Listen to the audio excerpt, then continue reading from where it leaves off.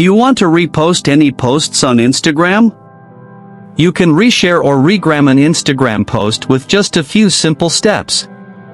Before we begin, please like this video and subscribe to our channel for more tutorials and tips. I've also included some helpful tools and apps in the description, so be sure to check them out. To repost or reshare a post on Instagram. First, update your Instagram app to the latest version from the App Store or Play Store.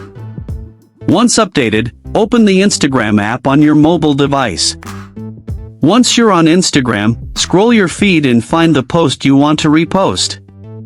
You can repost either your own or other posts into your profile and newsfeed.